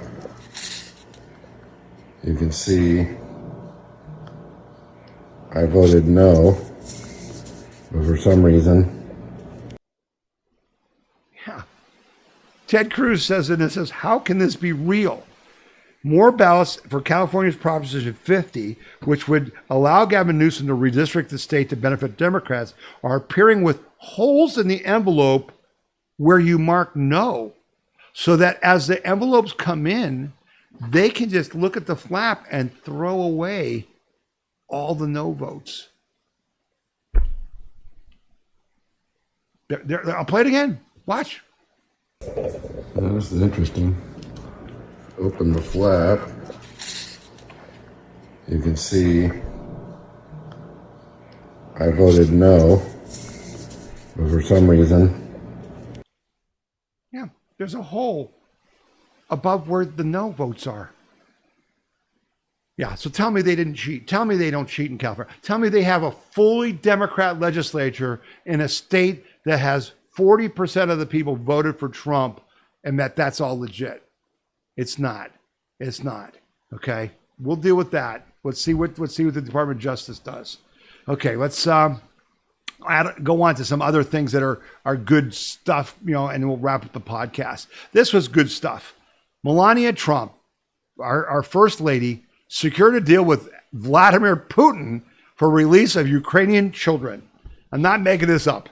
On Friday, First Lady Melania Trump revealed that back-channel talks which she has held with Russian President Vladimir Putin have resulted in a pact to bring back Ukrainian children to their homeland. During a short White House briefing focused on children displaced in the ongoing Russia war with Ukraine, Mrs. Trump signaled that significant headway has been made, stating that 8 children have been returned home in the last 24 hours. In her remarks, the First Lady disclosed that Putin had replied to the message she sent him in August concerning the children. She noted that they have since kept a steady line of dialogue. For the past 3 months, both sides have participated in several back-channel meetings and calls, all in good faith. The First Lady continued, "We have agreed to cooperate for the benefit of all people involved in that war. My representatives have been working directly with President Putin's team to ensure the safe reunification of children with their families between Russia and Ukraine." She also expressed worries about Ukrainians who were underage when displaced by the conflict, but now are adults living in Russia. According to her, the Russian government has committed to sending them back as well. Hear, hear. Hear, hear for the First Lady, right? What did Michelle Obama ever do? Not much. Will Melania Trump get any credit? No, doesn't matter. She doesn't do it because she wants credit. She does it because it needs to be done, and it's a good thing to do. And that's the difference. Here's another good thing that's being done. Kentucky Attorney General sues Roblox after Charlie Kirk assassination simulators are found on the platform. So this goes back to our whole fight against social media and children under 16. Kentucky Attorney General Russell Coleman has filed a lawsuit against Roblox, alleging the company failed to protect minors from sexual predators and explicit material, including violent simulations depicting the assassination of Charlie Kirk. Filed on Monday, the suit accuses the California gaming platform of operating as a playground for pedophiles by neglecting to implement any meaningful age verification, moderation, or parental safeguards. Roblox reports more than 111 million active monthly users, is used by roughly 2/3 of American-aged children 9 to 12. Wow. According to the complaint, predators frequently create fake accounts posing as children to contact and groom minors. Roblex is designed to allow predators easy access to children, prosecutors wrote, alleging that the company's inaction has resulted in harassment, kidnapping, trafficking, violence, and sexual assault. The lawsuit also highlights the appearance of Charlie Kirk assassination simulators following the Turning Point USA's founder's assassination at Utah Valley University last month. Prosecutors said the user-created games allow children as young as 5 to view animated depictions of the September 10th shooting. At a press conference, Coleman called on Roblex to implement stronger parental controls, improve content filters, and more stringent verification procedures. Kentucky mother of 3, Courtney Norris, joined him, saying she had once considered Roblex a safe option for her child. She thought it was safe.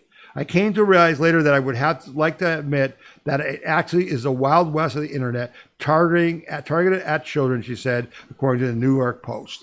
So shut them down. We got to keep moving forward. There were some hearings in Ohio with Google and Meta are trying to influence our legislature to pass laws to protect children from social media, but they don't want to be able to be prosecuted when they let them on. They're trying to influence our legislature to protect their influence, not their interests, not the children. It's a scam. Our legislators are fighting that. I want to thank our House Representative in Portage County, Heidi Workman, for bringing Google in, but also holding their feet to the fire. There's more to come on that, and that's happening across the country. This was no shock to any of us because the Tea Party, I said this to you many times, the Tea Party started because of Obamacare. We knew that not only was socialized medicine bad economically, bad medicine, it was the greatest threat to individual freedom, liberty, and prosperity. Why? Because if the government controls your health care, they control you. If they say your daughter can't get that operation because you support Trump, what do you think happens? So we fought it, and we knew it was garbage. Oh, but it's the greatest thing, and the Republicans helped and pass it, and it's been a disaster. 15 years later, Washington Post editorial board says Obamacare was never actually affordable. Oh, really? Really? Wow. Hold on to your britches because you're not going to believe this one. The Washington Post editorial board just admitted that the so-called Affordable Care Act, one of the most notorious pieces of Obama-era legislation foisted upon consumers by legislators and the liberal media as a saving grace of American healthcare, turned out to be an expensive mess. The Post tried to play both sides of the fence in the ongoing government shutdown standoff because, again, the Democrats, they want us to keep funding Obamacare, where we're grossly overpaying for services that aren't even being delivered. Obamacare was a gift to the insurance companies, a gift, okay? The latter of which demand Republicans agree to extend COVID-era insurance subsidies without proposing a way to pay for it. Then the Post ran in one of the biggest plot twists ever to hit American politics in the last 15 years. The real problem is, they said in their editorial, is that the Affordable Care Act was never actually affordable. Nope, your eyes didn't deceive you. The architects of former President Barack Obama's 2010 significant achievement, wrote the Post, assumed that the risk pool would be bigger than they turned out to be. As a result, policies cost more than expected. Gee, that's awful different tone than the liberal rag was striking a year ago, last year, when the editorial board celebrated how Obamacare is working brilliantly for now. That despite the fact that premiums for individual market plans doubled in cost and per enrollee cost of Medicare expansion is nearly 60% greater than what the experts projected. Okay? That's what this is all about. We are in so much debt because what did the communists want? Socialized medicine. What that little Babylon Bee video I showed you. Hitler's like, socialized medicine, I'm all in. Right? We knew that. That's the Tea Party successfully fought. That's what we fought. Obamacare. It was the rocket fuel for our movement and finally resulted in what you're seeing today. Thank goodness. But it was because of you and I who could see with our own eyes and hear with our own ears and think with our own brains and not buy the bull crap they were selling. And now it's all coming true. Yeah, all those conspiracy theories that actually turned out to be facts. Yeah, nasty thing, those facts. Nasty thing. Okay? This story, again, deserves more scrutiny because this is where government fails. Tyson Cargill to pay $88 million to consumers and beef price fixing lawsuit. Tyson Foods and Cargill have agreed to pay a combined $88 million to settle a federal lawsuit brought by consumers who accuse the companies of conspiring to inflate U.S. beef prices by restricting supply. Okay? The preliminary class action settlement were filed on Monday in federal court in Minnesota and require a judge's approval. Tyson, the largest meatpacking company, will pay $55 million. Cargill will pay $33 million. The proposed accords are the first for consumers in the price-fixing litigation, which began in 2019. Attorneys for plaintiffs have estimated that there are about 36 million potential class members in 26 states in the District of Columbia. Tyson, based in Arkansas, and Minnesota-based Cargill agreed to cooperate with the consumers as they pursue price-fixing claims against remaining defendants. Tyson and Cargill did not immediately respond to requests for comment. Eligible class members are individuals who directly and indirectly purchase beef products such as chuck, loin, and ribs between August 2014 and December 2019 from stores such as Walmart and Costco. That's a lot of people. The retailers are not named as defendants. And an expert for the plaintiffs said an estimated total damages to the consumer class at $1.9 billion. But they settled for $88 million.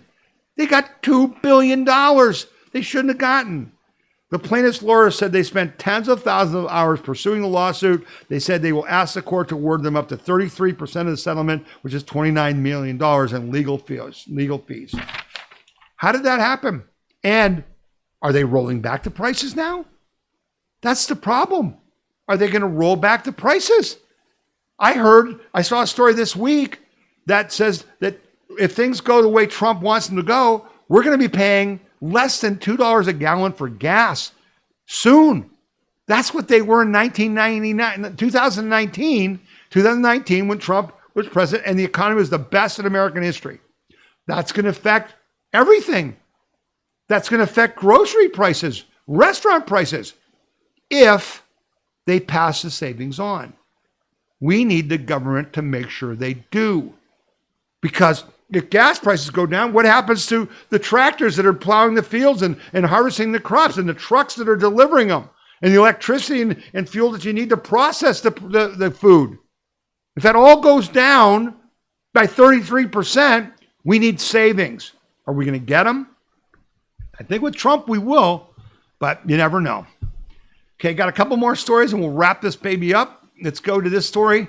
I thought this is for all of us who are our seniors who watch this podcast. You young people will be laughing. Some of you old people will be laughing. Your mind is in its prime at 60.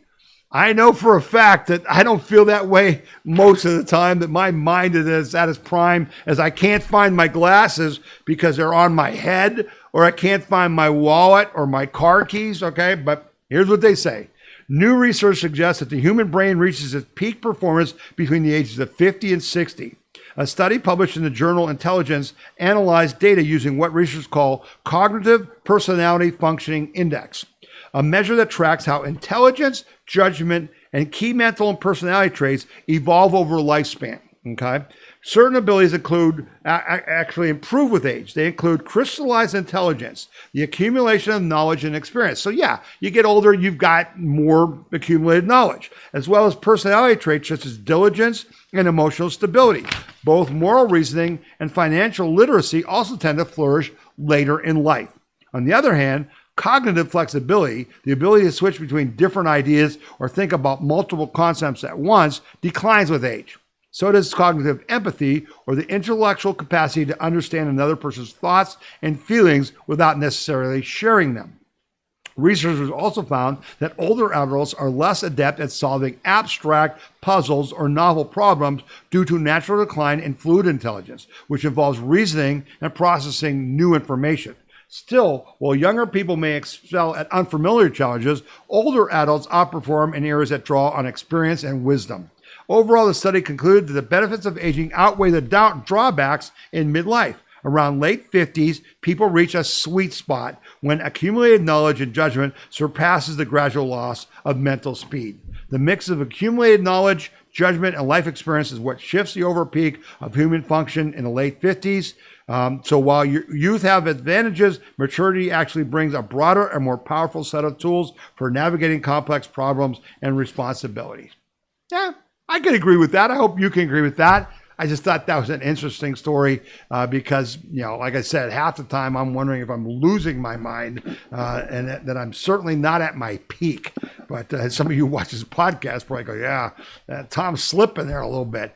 Anyway, so I'm going to close with this story because this makes no sense to me. And if you can help me figure it out, please write to me at info@wethepeopleconvention.org because I was shocked when this came up. What is up with this? The Dominion voting system sold to a GOP firm. Not kidding. Don't understand it. Here's the story. The Dominion voting system has been purchased by Liberty Vote, a firm headed by former GOP election officials with ties to staunch ally of President Donald Trump. Just weeks after Dominion settled several defamation lawsuits it filed in the wake of the 2020 elections. According to a report by Axios, Dominion was purchased for an undisclosed sum by Liberty Vote, a company owned by Scott Leyendecker. The article highlights that Leyendecker has, very deep political, Republican roots. Matt Blunt, who was then Missouri's Republican Secretary of State, appointed Leyendecker to a role investigating St. Louis's election administration after the 2000 election. As governor, Blunt later appointed Leyendecker to be St. Louis's Republican election director. St. Louis. Ed Martin, a loyal Trump surrogate, was St. Louis Board of Elections chair when Leyendecker was the city's election director. Liberty does appear to be aligning itself with Trump's vision for a paper ballot-centered election system, they said in the article.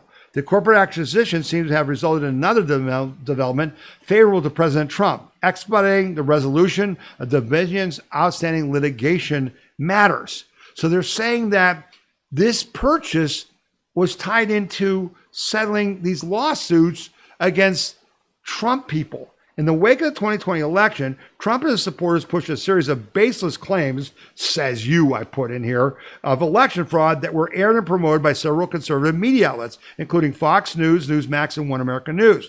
Dominion's lawsuit against Fox News and several other on-air personalities settled in the morning of trial of April 2023 for a whopping $787 million. I thought that was a foolish settlement. Didn't understand that. Smartmatic, another voting technology company, also filed lawsuits against Fox and other media outlets and companies. In recent weeks, Dominion has settled several of these false defamation lawsuits, including against Rudy Giuliani, Sidney Powell, and One American News. So how are these things connected? And then they claim that Mike Lindell had settled. So Steve Bannon had him on his show and said, Mike, you would never settle. And the video is on the page at wethepeopleconvention.org. You will see Mike Lindell say, no way would I settle unless they're going to melt down every machine, okay, and make anchors with them. Okay, so there's some false reporting here. So let me just go to their press release. Business Insider correspondent Jacob Shannon posted a press release from Leindecker that announced Liberty's historic deal to acquire Dominion. Liberty Vote acquires Dominion voting system, and historic deal will now be 100% American-owned. Scott Leckendecker, founder and chairman, leads charge to restore confidence, transparency, and trust in U.S. elections. As of today, Dominion is gone. Liberty Vote assumes full ownership and operational control. In a bold and historic move to transform and improve election integrity in America, Liberty Vote, led by nationally recognized election reform advocate Scott Langendecker, has acquired Dominion voting systems. He's the founder and chairman of Liberty Vote, brings over 25 years of experience in election modernization and reform. His mission is clear: to restore public confidence in the electoral process through transparent, secure, and trustworthy voting systems, including the use of hand-marked paper ballots. Okay. Liberty Vote signaled a new chapter for American elections, one where trust is rebuilt from the ground up. Liberty Vote is committed to delivering election technology that prioritizes paper-based transparency, security, and simplicity so that voters can be assured that every ballot is filled in accurately and fairly counted. Liberty Vote will set and exceed the benchmarks for delivering election voters can trust with commitments to 100% American ownership, paper ballot focus, leveraging hand-marked paper ballots, enabling compliance with President Trump's executive order, ensuring election security and compliance with federal standards. Third-party auditing, incorporating rigorous industry-led third-party auditing standards to verify election integrity at every step. Simplified, transparent systems designed for election officials and voters alike, with an emphasis on clarity and accountability.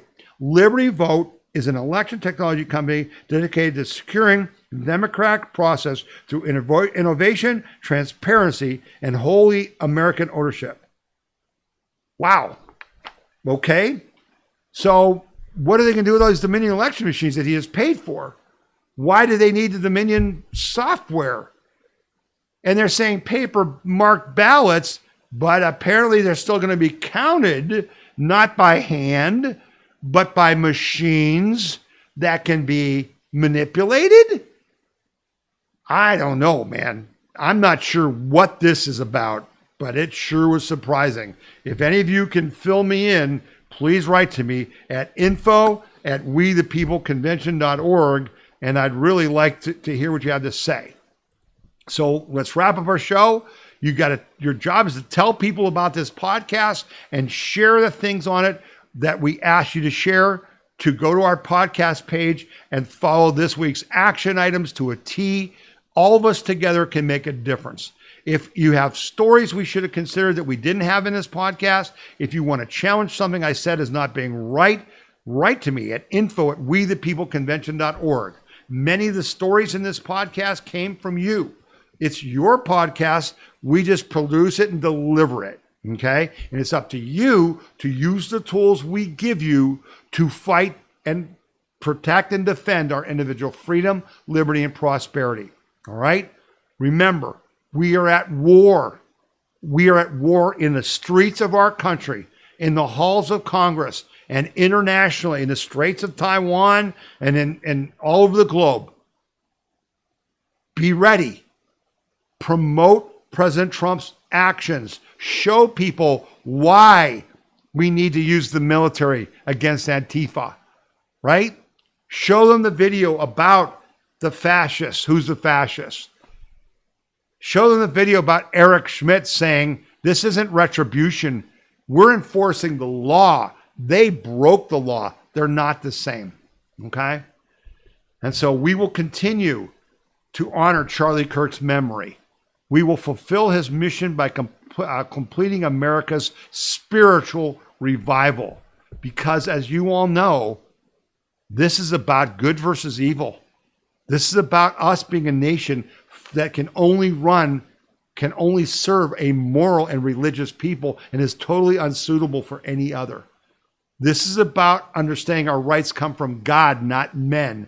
And we're fighting tyranny and evil to protect what? Our individual freedom, liberty, and prosperity. Okay? I hope you've enjoyed today's podcast. I hope you will be back again with us next week. I hope you have a great week. I hope you enjoy the fall weather that's going on. That's been pretty amazing. And will get better as the leaves start to turn in your area. Love your family. Love your friends. Love your country. Okay? Be a soldier to fight for good. We are not spectators. We are participants. Okay? God willing, we'll both be back together again next week. May God bless you as God has already blessed America and continues to bless America. You've been watching the We the People Convention News Opinion Podcast. My name is Tom Zawistowski. Have a good week.